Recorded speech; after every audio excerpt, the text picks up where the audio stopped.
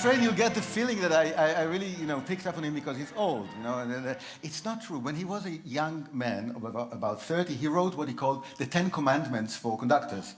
First one was, if you sweat by the end of the concert, it means that you must have done something wrong.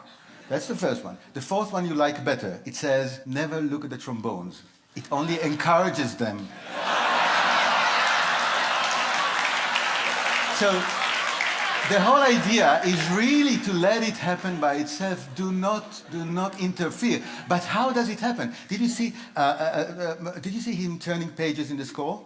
Now, either he's senile and doesn't remember his own music because he wrote the music, or he's actually transferring a very strong message to them saying, come on guys, you have to play by the book. So it's not about my story, it's not about your stories, it's only the execution of the rhythm music, no interpretation. Interpretation is the real story of the performer. So no, doesn't want that. That's a different kind of control. Let's see another super conductor, a German superconductor, Herbert von Karajan, please.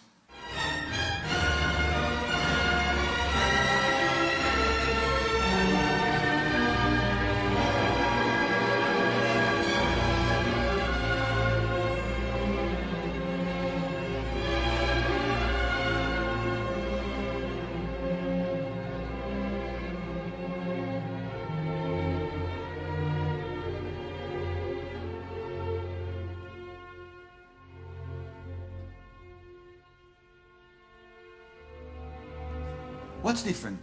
Did you see the eyes? Closed. Did you see the hands? Did you see this kind of movement? Let me conduct you twice. Once like a Muti, and you'll clap. Just once, and then like Karajan. Let's see what happens, okay? Like Muti. Be ready? Because Muti... Okay? Ready? Let's do it. And then. Good. Now like a Karajan. Since you're already trained, let me concentrate, close my eyes. Come.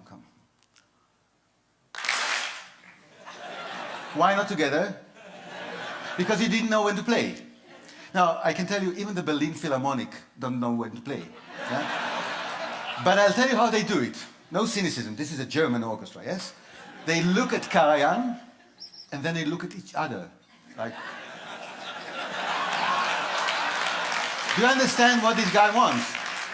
And after doing that, they really look at each other, and the first players of the orchestra lead the whole ensemble in playing together. And when Karajan is asked about it, he actually says, yes, the worst damage I can do to my orchestra is to give them a clear instruction, because that would prevent the ensemble, the listening to each other that's needed for an orchestra.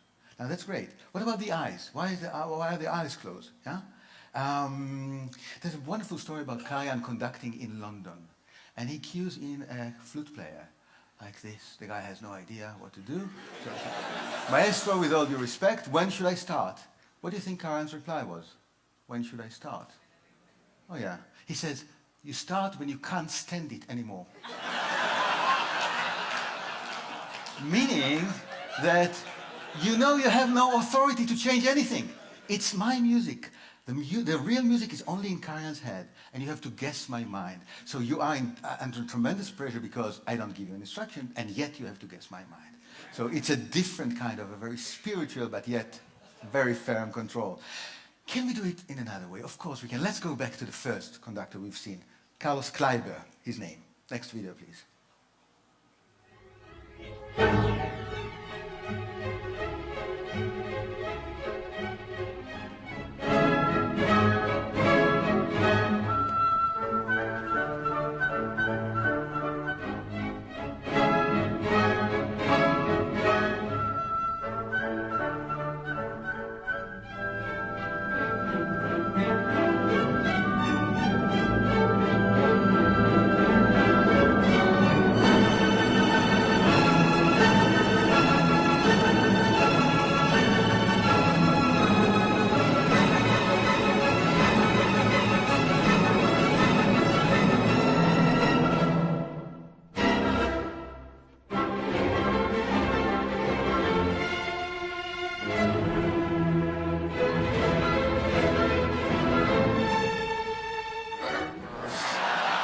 Yeah.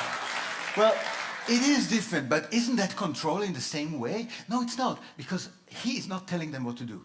When he does this, it's not take your Stradivarius and, like Jimi Hendrix, smash it on the floor. Yeah, it's not that. He says, this is the gesture of the music. I'm opening a space for you to put in another layer of interpretation. That is another story. But how does it really work together if he doesn't give them instructions? It's like being on a roller coaster, yeah? You're not being given any instructions. But the forces of the process itself keep you in place. That's what he does. But the interesting thing is, of course, that the roller coaster does not really exist. It's not a physical thing. It's in the players' heads. And that's what makes them into partners. You have the plan in your head. You know what to do, even though Kleiber is not conducting you, but rather here and there and that. You know what to do, and you become a partner, building the roller coaster, yeah, with sound, as you actually take the ride. This is very exciting for those players. They do need to go to a sanatorium for 2 weeks later. But it is very tiring, yeah. But it's the best music making like this. But of course, it's not only about motivation and giving them a lot of physical energy. You also have to be very professional. And look again at this Kleiber. Can we have the next video quickly to see what happens when there's a mistake? Again, you see the beautiful body language.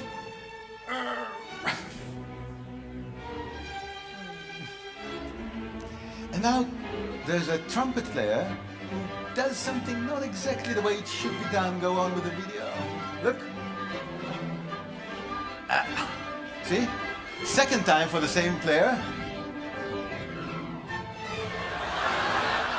And now the third time for the same player.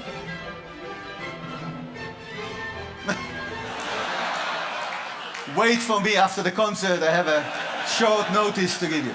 You know, when it's needed, the authority is there. It's very important. But authority is not enough to make people your partners. Let's see the next video, please. See what happens here. You might be surprised having seen Kleiber as such a hyperactive guy. He's conducting Mozart. The whole orchestra is playing. Now something else. Huh.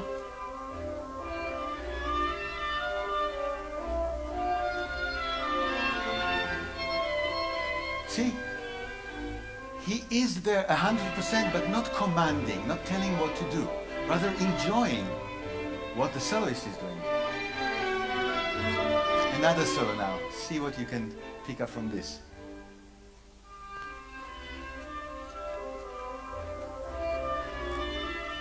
Look at the eyes. Okay. You see that? First of all, it's a kind of a compliment we all like to get. It's not a feedback. It's, yeah, it comes from here. So that's a good thing. And the second thing, it's about actually being in control, but in a very special way. When Kleiber does, did you see the eyes going from here? Come. You know what happens? Gravitation is no more. Kleiber not only creates a process, but also creates the conditions in the world in which this process takes place. So again, the oboe player is completely autonomous and therefore happy and proud of his work and creative and all that. And the level in which Kleiber is in control is a different level. So control is no longer a zero-sum game. You have this control, and all we put together in partnership brings about the best music. So Kleiber is about process, Kleiber is about conditions in the world, but you need to have process and content to create a meaning. Lenny Bernstein, my own personal maestro, since he was my great teacher, Lenny Bernstein always started from the meaning. Look at that, please.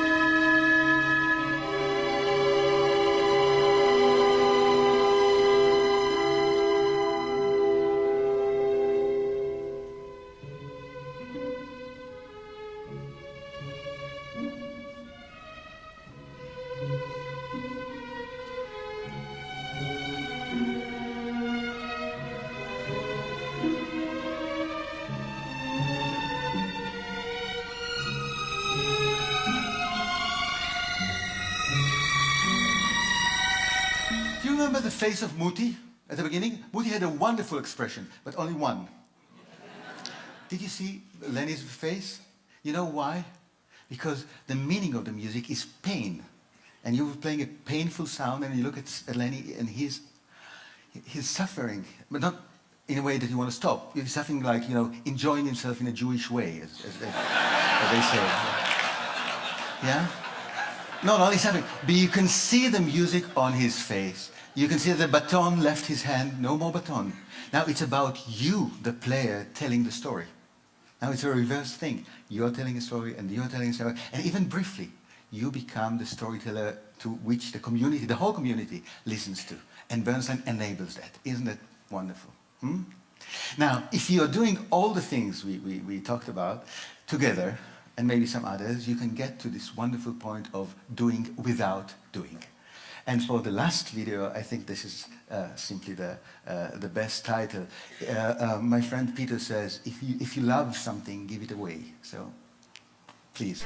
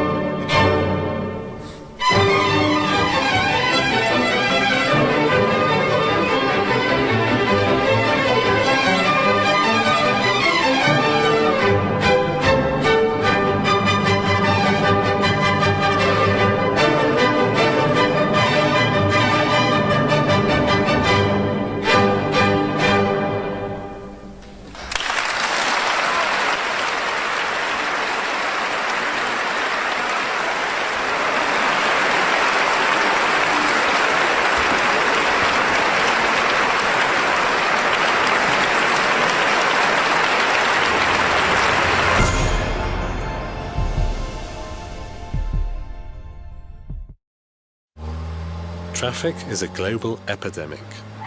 US traffic is creating 45% of the world's air pollution. In the UK, time wasted in traffic costs 20 billion a year. Would you pay for cleaner air and a faster commute? Stockholm put it to a vote. I voted for it, yes. I voted for it. I vote for it. We're not old enough to vote. Vote. We had to do something in Stockholm to improve the environment and to get a better flow in the traffic. We put a price on taking your car into the central parts of Stockholm, and we call that congestion charges. If you start a system like this and it doesn't work on the first day, then you will be in big trouble. It must be perfect from day one. There are 18 entry gates to the city. Each is equipped with cameras. Pictures are taken of the rear and front license plates. These pictures are sent to a central system that identifies the license plates and makes sure that the right person pays for the right passages. One of the obstacles we overcame was the OCR, the optical character reading of the license plate. We went out to IBM's global organization and the R&D centers and find a very good software we could use. And we managed to implement it in 2 months' time. This is the heart of the system where all images and passages are being processed. Over 99% of all pictures are correctly identified. No, it's nice. This is how it should be all the time. Behind me you can see the traffic, and the clock is 6 p.m. Before we had the congestion charging, the traffic was queuing up at this time of the day. Jag tycker det är en bra idé. I think it's a good idea because I think that we should take care of the environment in the city. The traffic went down with about 22% and the air pollution was about 14% better. It's a huge international interest from different parts of the world, from the United States, from Latin America, from China, and it's really a pleasure to tell people not what we are planning to do, but what we actually have done in Stockholm. I voted for it, yes I did. Not my husband, so but I did. I think he is not thinking like me for the future. I'm thinking for the children and the grandchildren.